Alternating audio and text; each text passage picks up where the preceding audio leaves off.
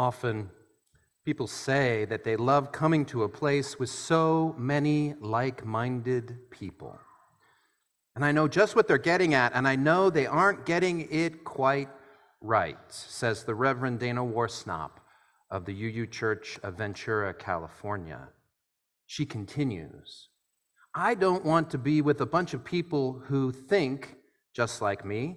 I want to be in a beloved community where I don't have to think like everyone else to be loved, to be eligible for salvation. I want to be with the people who value compassion and justice, love and truth, though they have different thoughts and opinions about all sorts of things.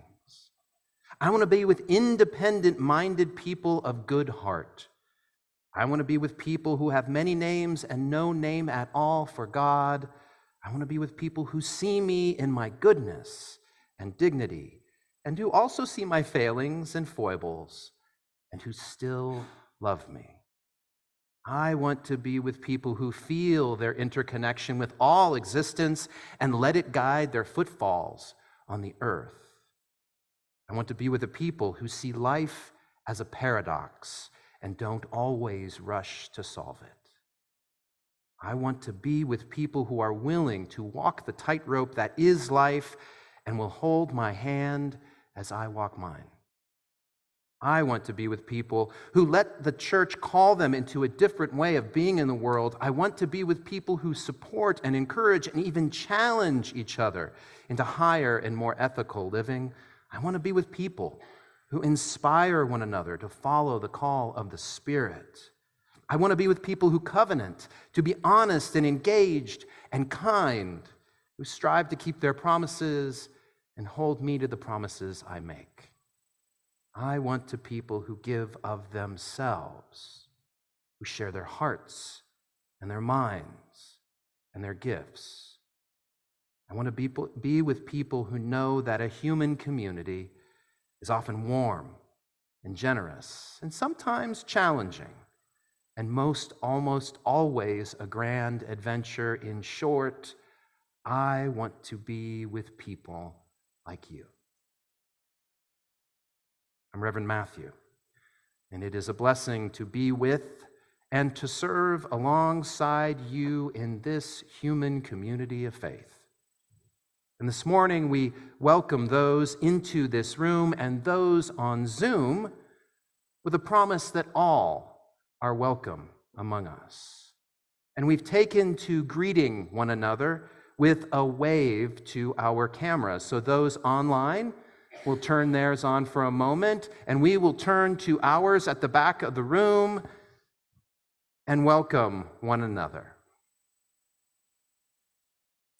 We thank our Sunday welcomers, our hospitality team, and our Zoom host who go further and make this welcome more personal and more engaging and more communal. Thank you. We're grateful to our AV team who make it possible for us to see and to hear one another here and across distances. Thank you. We enjoy wonderful music, our music director, Chris Tackett, and today, Grace and Joel Yellen sharing their gifts of music with us. Thank you. And a special thank you to our group who attended the rally and protest at City Hall this last Friday for Trans Day of Visibility. Tom and Hannah, Phil, Bob, Dana, Karen, Lee, Alana, Saeed, and there were many who had to send their regrets but were with us in spirit. We joined together with some 700 people gathered, our voices raised in chants and song, in pride and in joy, in pain and in anguish at the ongoing hateful and damaging legislation that targets trans youth, the trans community across our country, and yes, here in Arizona. Afterwards, we shared lots of texts together, and Alana summed it up this way: I was happy to support the trans community who wove in so many other issues too. And I'm rusty on my demonstration skills and appreciated gathering as a group. Isn't it great to be you? Isn't it great? And so in this grand adventure of community, in this life that we share, it is great to be a Unitarian Universalist with you all. Welcome to Mountain Vista UU. It is good to be together. Our chalice lighting is by the Reverend Paul Dodenhoff, Minister Emeritus of the UU Congregation of Palisades in Englewood, New Jersey. He writes, "Joy and grief, health and sickness, light and darkness, peace and anger, life and death, wholeness and brokenness. We each bring all of these here to this sanctuary of unity in diversity for this 1 hour on this one day, and then we pour them out, commingling the oil of our lives to become the flame of this chalice, the symbol of our shared living faith." Good morning. I had a very inspirational experience last Tuesday driving to church to meet with Reverend Matthew.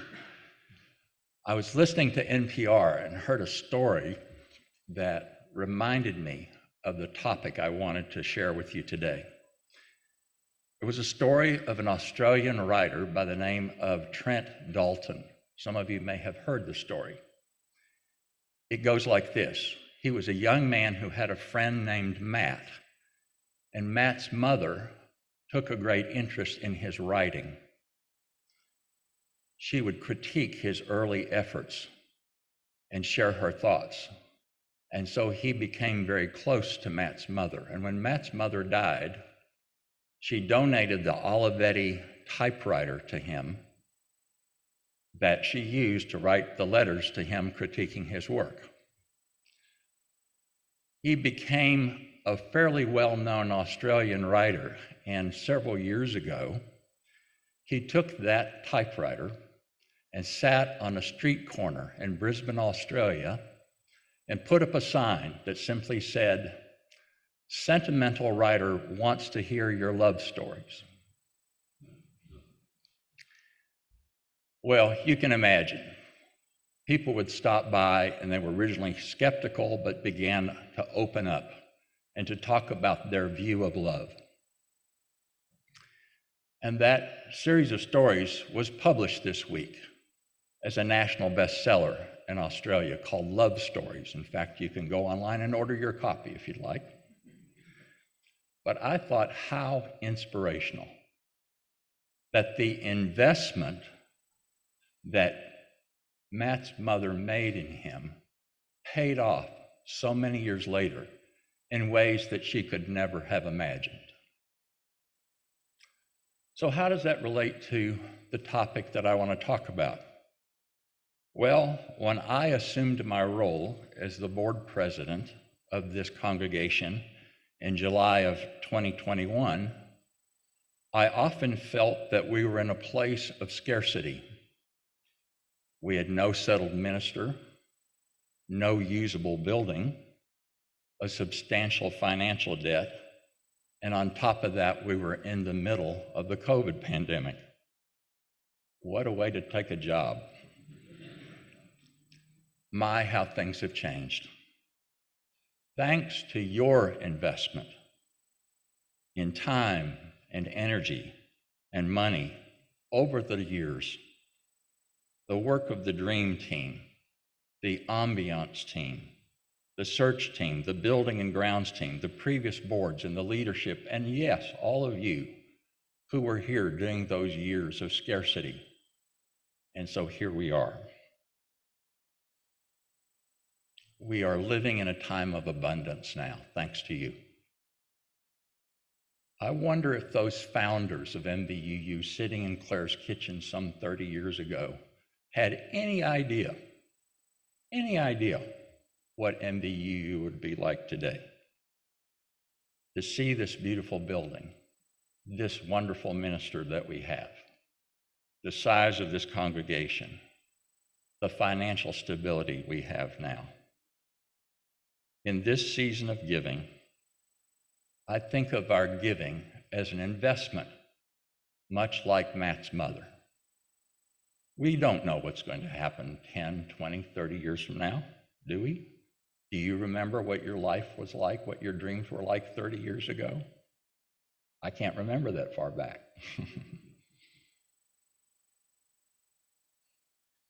We invest our time, talents, and treasure today in the hopes that we create deeper relationships, more social justice, and a bigger, larger role in shaping the future of this country and of the world. As we come to the end of this stewardship campaign, I think of the money that we give as an investment in the future of this spiritual home. Collectively, we are all the stewards of our future, a better future that reflects the principles we stand for. To date, your pledges have amounted to over $155,000, and we're not done yet. Thank you. Thank you for all of you who give your time and talent and treasure to the future of MVUU. Our opening song is De Caloris. It's number 305 in the gray hymnal for those of you who have them. And if more of you would like them, we'll just put them out in the future. I'd like to invite you to rise in body or in spirit and join your voices together. The words will be projected.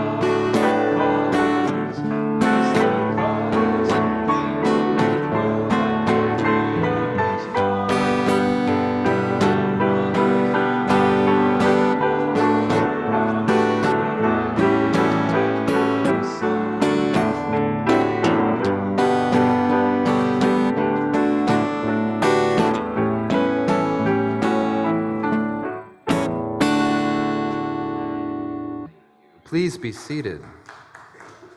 Thank you. The wonderful flowers are in bloom, the delicate petals, red and yellow and orange, and just an off-white that I saw on my morning walk this morning. Pollen is in the air, reaching our noses and bringing congestion and exhaustion. And the weather is warming as fabulous rainbow of people voice pride in the struggle to liberate us all. Welcome, spring. Despite all of this, the new growth in life, my mood this week has been grim, and my heart has been stilled, and my soul aches. As we began this week with another shooting. More gun violence, the deaths of innocents in Nashville, Tennessee. And so I am wearing my orange stole, which has the signatures of survivors of gun violence. And I do this in memory of the victims of Emily and Haley and William, children just going to school. Of Cynthia and Catherine and Mike, who were just going to work. And so I will light a candle and invite you to join me in a brief, silent prayer for the families and the communities broken by this senseless violence. How is it that the spring sun can shine? New buds and new life bloom when the innocent are killed for just being.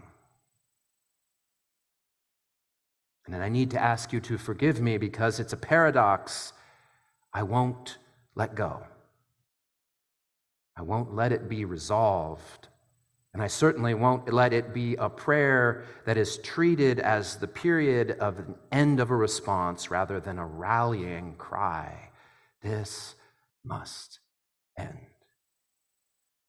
700 people on a Friday afternoon outside City Hall, a rally for transgender folks who are approximately 0.6% of our population, and presently under attack with legislation denying preferred pronouns, their right to public spaces, denying their physical and mental health care.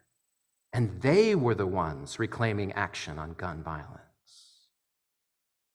As that cry for justice echoed through Tucson's downtown, the wisdom of Margaret Mead, that cultural anthropologist, flashed through my mind. Never doubt that a small group of thoughtful, committed citizens can change the world. Indeed, it's the only thing that ever has. And there, with members of our congregation, a prayer arose, which I've been praying over and over again, and I offer it to you now. May I be with those, all of those, who from their broken hearts are moved to mend the world. May you be with those, all of those, who from their broken hearts are moved to mend the world.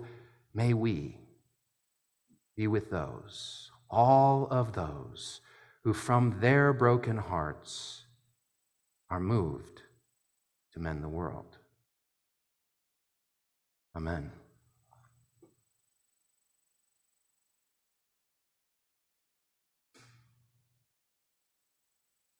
I invite you now to a time of contemplation, considering and pondering this paradox of life that we live in. Because we live between joy and grief, health and sickness, light and darkness, peace and anger, life and death, wholeness and brokenness. I was long ago taught that one of religion's many functions is to help us navigate between these opposites. to traverse the tightrope, and to live bravely and with integrity. And this was a teaching of someone considered the principal architect of sociology, Emile Durkheim. In the late 1800s, he brought the scientific approach through statistics and surveys and historical analysis to the study and existence of institutions, how they function in our society, the impact they have on our lives.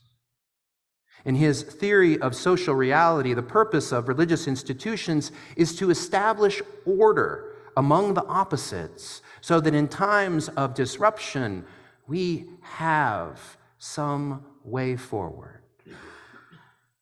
And more than this, it navigates between the sacred and the profane.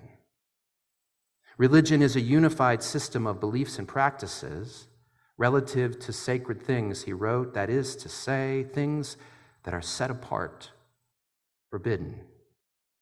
And it holds that sacred in relationship to the profane, the mundane, the everyday.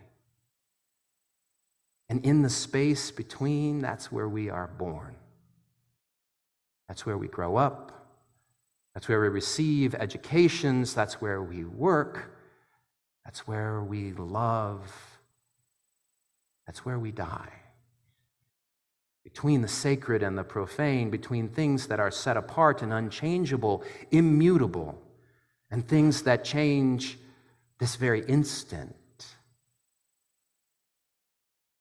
Durkheim believed that in the myths and rituals and symbols of a religious tradition, there was meaning to guide us through disruptive times, like our flaming chalice, the symbol of our shared faith.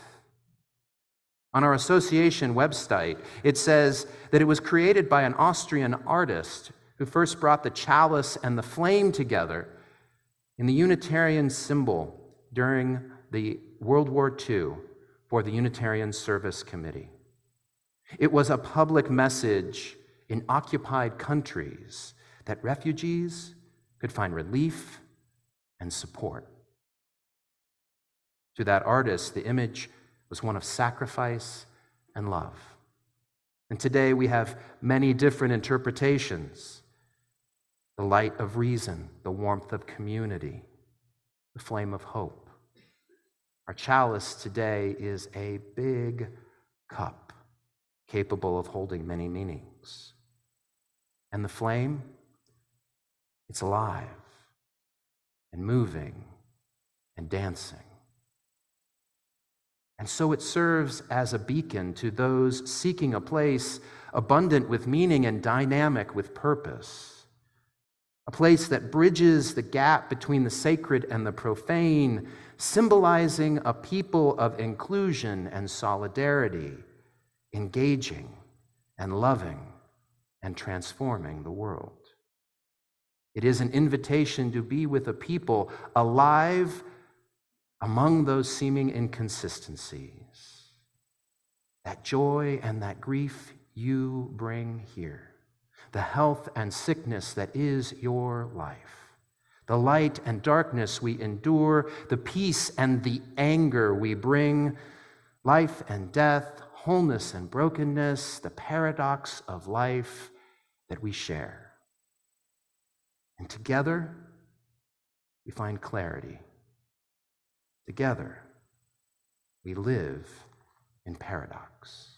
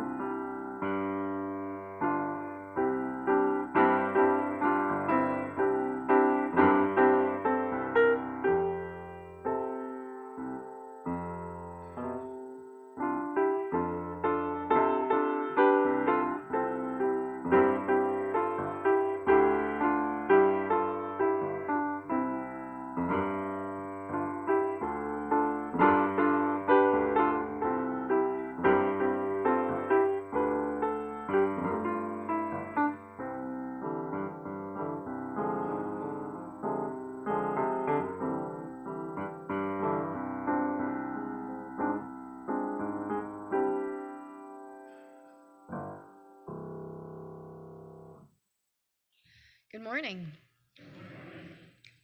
Today we're going to read you the book, It Feels Good to Be Yourself, a book about gender identity written by Teresa Thorne, illustrated by Noah Grigney. This is Ruthie. Oh, here we go. She's coming. She's a transgender girl. That means when she was born, everyone thought she was a boy, until she grew a little older, old enough to tell everyone that she's actually a girl. Girl is Ruthie's gender identity. This is Ruthie's brother, Javier. Javier is a cisgender boy. That means when Javier was born, everyone thought he was a boy. As he grew older, it turned out everyone was right. He is a boy. Boy is Javier's gender identity.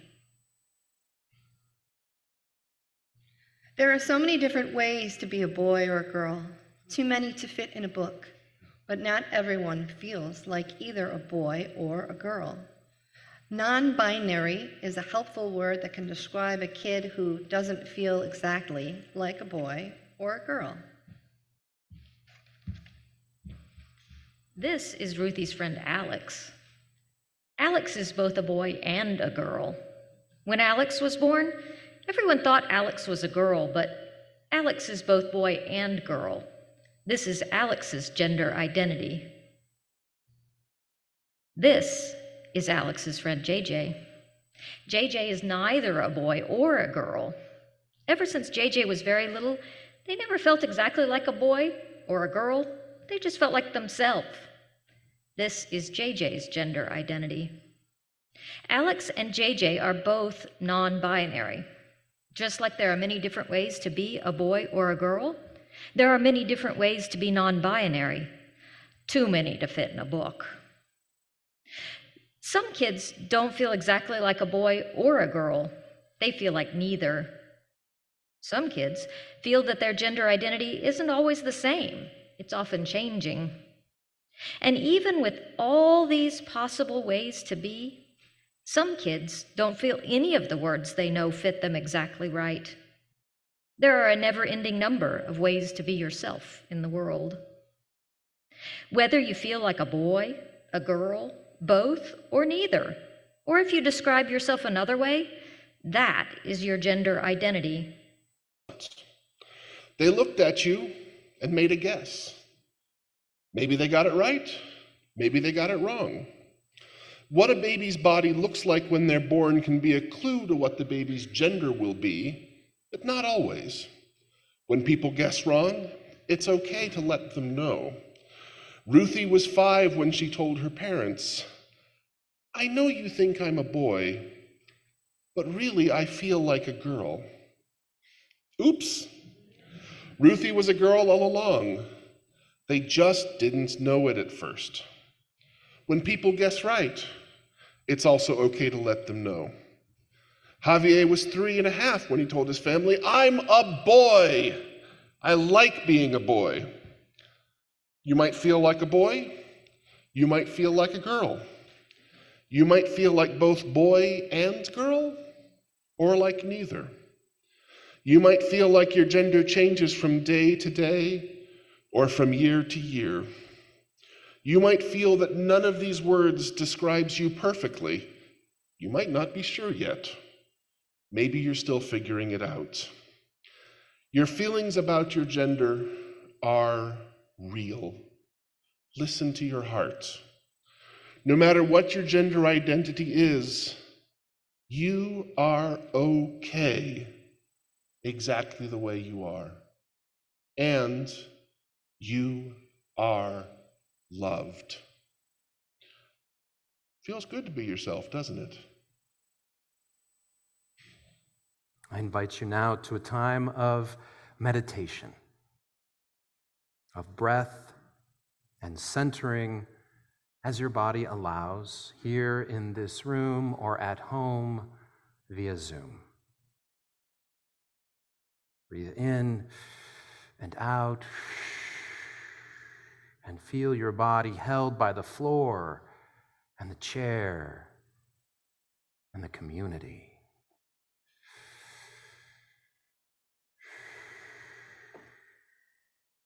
Breathe.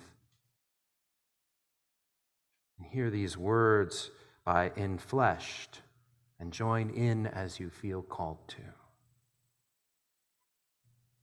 To become is a lifelong process. Nothing is constant, even the self. We evolve in the midst of narratives meant for some and ways of being made narrow by fear and power. We must then have the courage to listen to the truth of our own lives and the wisdom that comes from within. Responding without resistance or need to control, but with welcome and curiosity. This is what ensures our becoming is an unfolding of our truest self. This lifelong labor cannot be carried out alone. It requires help from friends and lovers, family, the creaturely companions who bear witness to what makes us come alive and say to us, listen, look, feel, pay attention to that. This is loving and being loved. Telling the stories, sharing in memories, giving thanks for the relationships, understandings, and past experiences that have shaped us to this day. This is loving and being loved. Celebrate new beginnings that excite, holding risks together, leaning into unknowns with the promises of support and companionship, for this is loving and being loved. Listening to the future calling us uniquely in the midst of all of life's noise. Helping one another to find our place of shared labor in collective life, supporting each other in what the world's ache is asking from us. This is loving and being loved. To say for the first time, this is who I am. This is the truth of my body. This is what I know about myself. This is my name, and this is where my path is leading me. And to have it heard, have it received, have it affirmed. This is loving and being loved. And then to say it again and again and again as we change and as the world changes. And to have each proclamation greeted with an open-armed embrace. This is loving and being loved. There is no me without you. We shape one another. And the sacred that birthed us weaves our lives together so that we can only find ourselves through a shared becoming. For my journey and all of its winding ways, for yours, for all the saints who labored for what is and the kin that makes our lives possible, for all of those yet to come, for whom living our truths today will mean breaking open possibilities for them tomorrow, we pause, we give thanks, we acknowledge. This is loving and being loved. I don't play a lot of classical music in these services, but I do like to once in a great while. And with this past week, the 338th, we think, birthday of Johann Sebastian Bach, that was just too good an anniversary to pass up. Johann Sebastian Bach, of course, wrote an unbelievable amount of music, something on the order of 500 church cantatas, pieces that last anywhere from 10 minutes to 45 minutes or more. And he turned out one of them a week for many, many years. He also wrote a lot of orchestral music and a lot of solo keyboard music. The piece I played from at the beginning of the service is one of his two-part inventions. Little pieces often thrown away as, well, they're just for beginners. They're just for students. They are incredibly gorgeous music. All students should have such wonderful material to work with. And it's my great pleasure this morning to play another little bit of Bach, an arioso from one of his harpsichord concertos with flute and piano today. The incredibly talented Grace Young will play it with me. And for those of you keeping track at home, it's the arioso in A major, BWV 1056. Good God, his catalog of works goes up to, I think it's around 1,600. 1,600 individual pieces of music throughout an incredibly rich and wonderful life.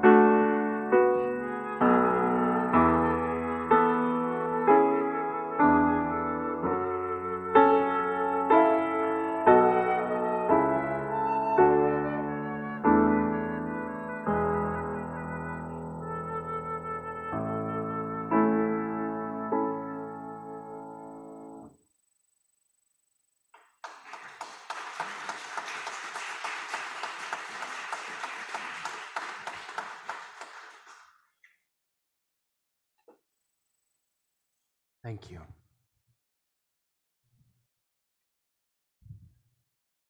A new season is now upon us. As winter recedes, the dreams of this season give way to sunlight and warmth, enticing us outdoors. We know that's why many of you are not here this morning. As people step out into the sun, many colors catch the light of banners and pennants and streamers. It is a season come again of old struggles and legendary conflicts. And as in every year that it comes, there will be drama, Heroes and villains, triumphs and heartbreaks, there will be grand slams and strikeouts.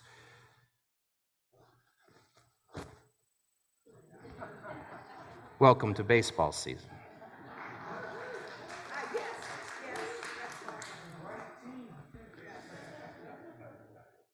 Yeah, we'll get to the team in a minute. Baseball has deep meaning here in America. Really, regardless whether you have your team or you're totally indifferent to the game, it has impacted American life in ways that Emil Durkheim would be proud. Now, I'm personally not much of a fan. I borrowed the hat, okay? So I don't really want all of the rivalry stuff after the service. But I know that it has impacted my life. The culture of baseball is a part of who we are.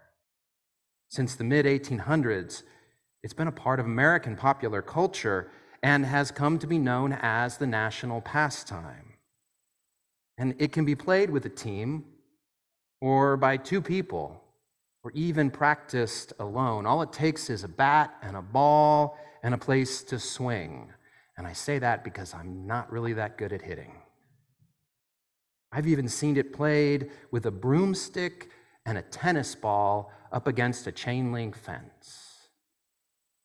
So regardless of your interest, baseball has an ethos, an impact on our lives. Its myths and its rituals and symbols border on the religious. Traditions like fair play, cheering for the underdog, and unconventional wisdom have influenced our lives for all of our lives. It's as Yogi Berra once said, baseball is 90% mental and the other half is physical.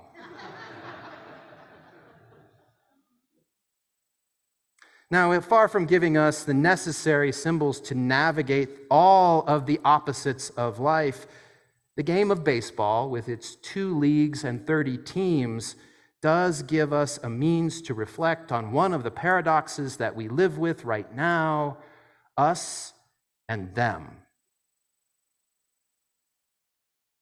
In a 2018 study called Hidden Tribes, a study of America's polarized landscape, by More in Common, a liberal think tank, they observed that while the perception of our society is it is broken into 2 opposing groups, progressive and conservative, they are really only the wings, small percentages on the edge of a spectrum that includes many political perspectives. In the middle is the exhausted majority, made up of 67% of the population, who have far more in common than social media and political parties indicate. Now, the concern that More in Common, this liberal think tank, raise is that the polarization is accelerating, that we're wearing out more and more people in the center and driving politics towards the opposing ends.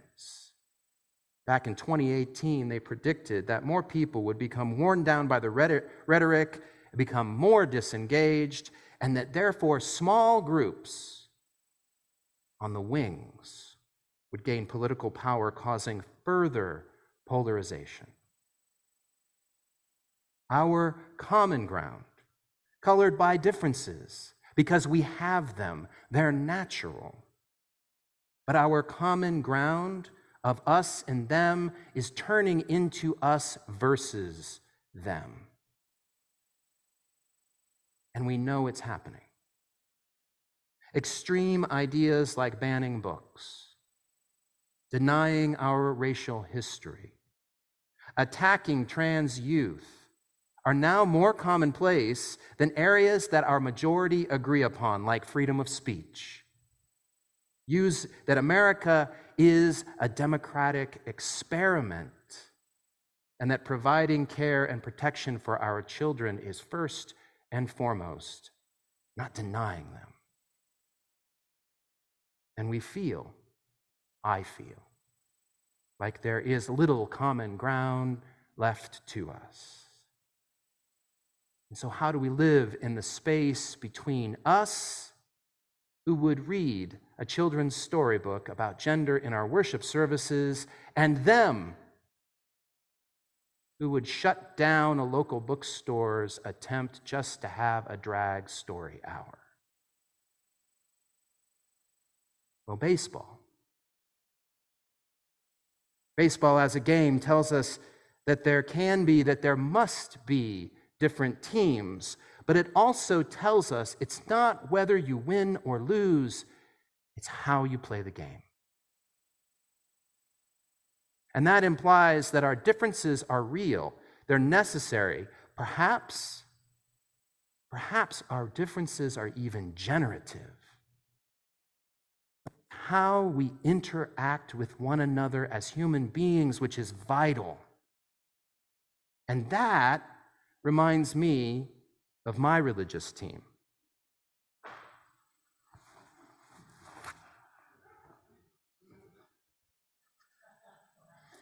Now, my hat's a little dirty from sweating it out at a few protests, and it's faded, but you can still make out my team's symbol, the flaming chalice, because it's a beacon, a place and a people of inclusion and solidarity, of engaging and loving and transforming the world. It's a place and a people who are committed to learning about ourselves, to learning about others, acknowledging our differences and celebrating them. And that's our means of playing the game. Here among us, we engage in the differences of the different ways that we think, but we don't debate how it is that we love. There's a famous line that's attributed to Francis Davy back in the 15th century. He didn't say it, but we still like to say that he did. We need not think alike to love alike. And we repeat it over and over again like a prayer because it's true. It's sacred to us. And that is how we engage, not just hear one another, but all of the paradoxes of life. We come to it with love and compassion and abundance. And we honor us and we honor them. It's hard. It's really hard. If you thought Unitarian Universalism was easy, then you're not doing it right. Instead, when we honor us and we honor them, we create a dynamic process of growth and creativity.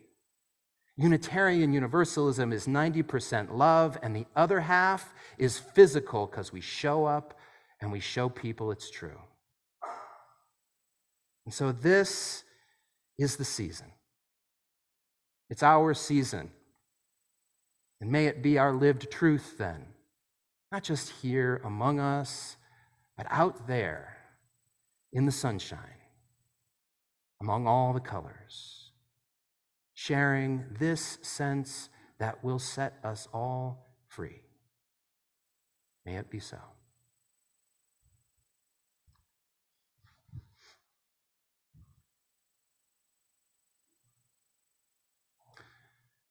Our closing hymn is "We Are a Gentle, Angry People," and Chris will be leading us.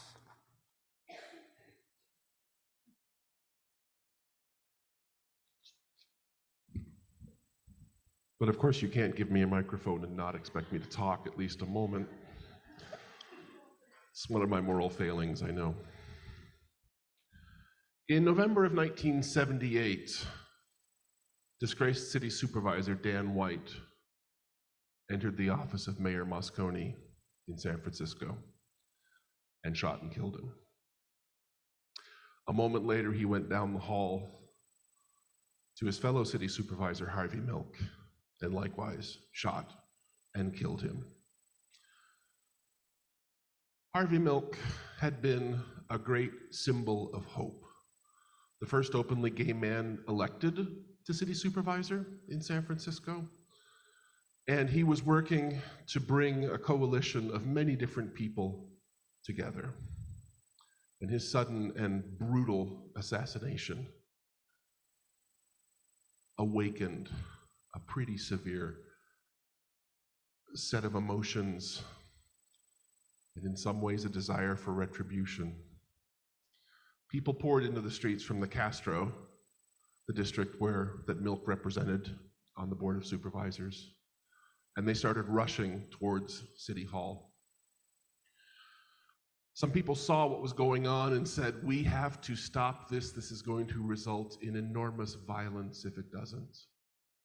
Up north of town, a singer, songwriter, actor, and many, many other things. Her biography is fascinating.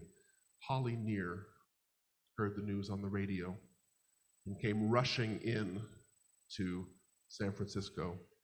And as the way she tells the story, on the way over the Bay Bridge, she had a little line that tickled in her ear. And on her way to the platform, she wrote a song that has become a rallying point for many different people. Its formal name is Singing for Our Lives, a line that has become a catchphrase and a signatory line for many of the groups that I have spent a big chunk of my life working with. Gala Choruses, and that rally in 1978 was the first appearance of what would go on to become the San Francisco Gay Men's Chorus. In many ways, the spiritual father of our own Reveille Men's Chorus and Desert Voices, the group I was privileged to be artistic director of for 10 years. This first line came to her as she was driving into the city. We are a gentle, angry people, and we are singing for our lives. We are a gentle, angry people, and we are singing for our lives. And the beauty of this song is that it's what we call a zipper song. We can put different words and phrases in, and it works so beautifully. We are a justice-seeking people. We are a justice-seeking people, and we are singing for our lives. We are a justice-seeking people, and we are singing for our lives. We are a land of many colors. We are a land of many colors, and we are singing for our lives.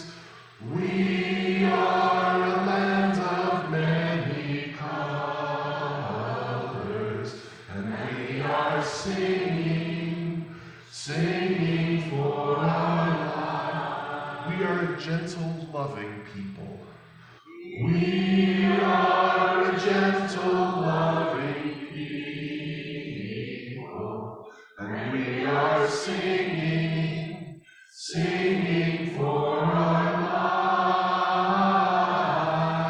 lives.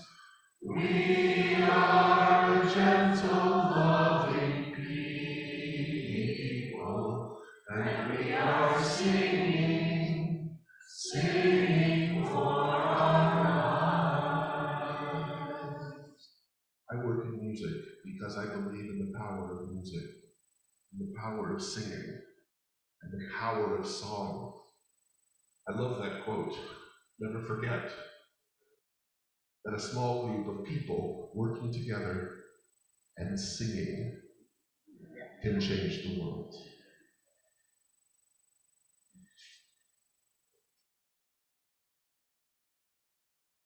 And thank you all for singing. As we close, we offer you a reminder that outside of our doors, there is a wooden bowl and a woven basket.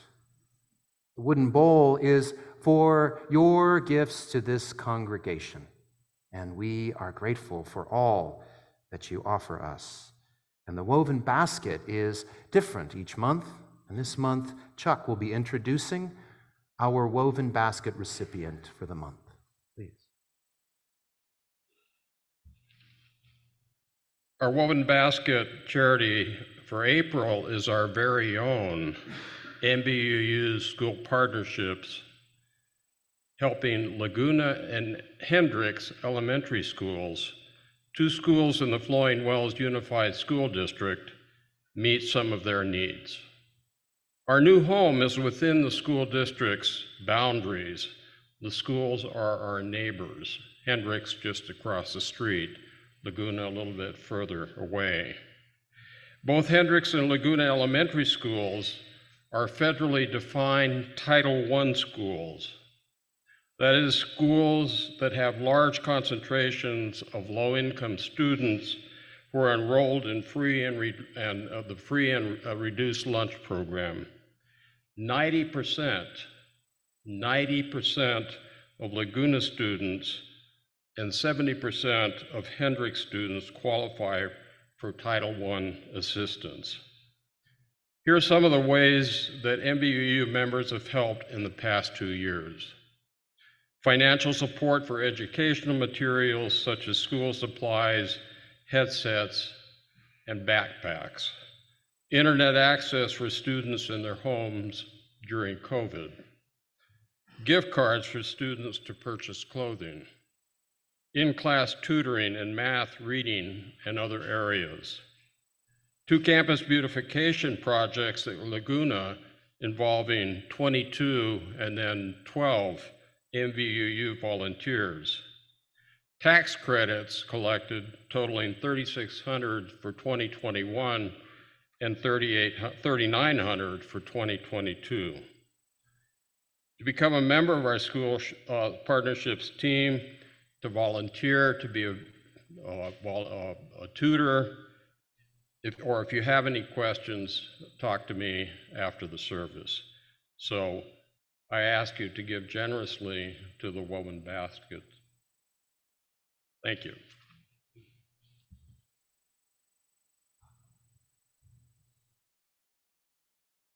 We are pleased to announce that on April 16th, here at 4 p.m., we will have Jim Scott, the UU Troubadour, in concert. The concert's a special one that he has designed. It's called A Year to Save the Earth. We are working with him so that it is a multimedia event.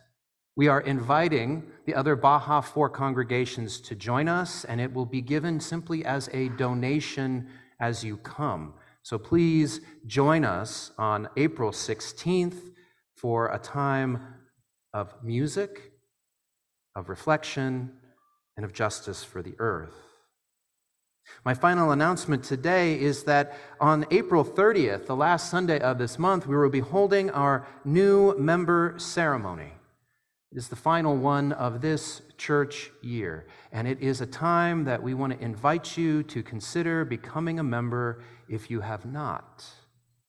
Please approach me or Tom Bunch, and we will give you more information if you're curious about it, what it means to become a member of Mountain Vista Unitarian Universalist. And as we do when we have new member ceremonies, while it's not a requirement, we have our Renew UU courses. These are times for us to discuss the history and heritage of Unitarian Universalism, to share why it is we come as individuals and why we come as a community, and then to hear a little bit about how this congregation actually works, the internal devices and ways to get involved. If you're interested, please talk with me about that. Those begin next Sunday. Yes, we know it's Easter, but we thought a few of you might join us anyways. And then they continue for the next couple of weeks. The flaming chalice is the symbol of our faith.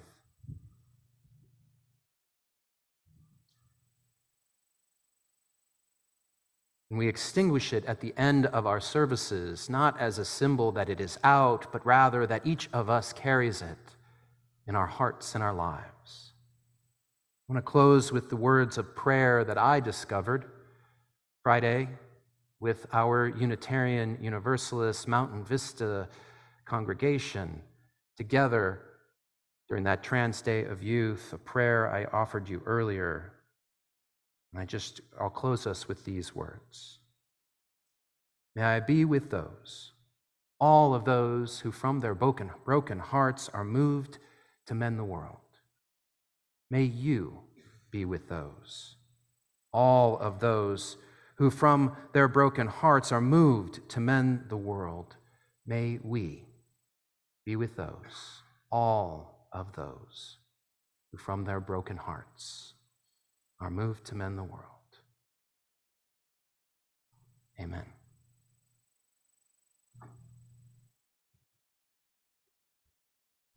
I didn't make you stand to sing. I'm going to make you stand now. Up you go. The choreography for this next one is simple. Lean this way.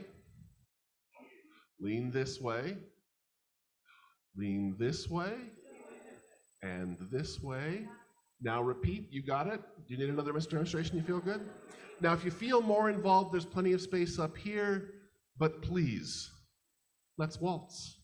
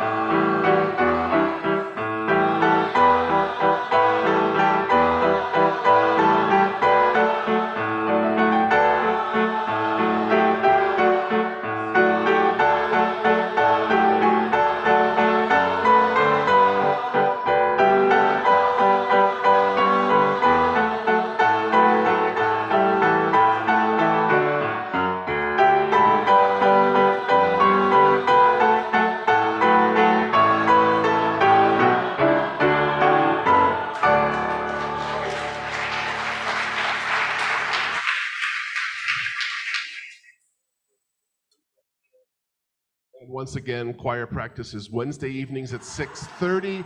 Not this week because it's Passover. Not this week, it's Passover, so go enjoy your matzah. I will see you in 2 weeks.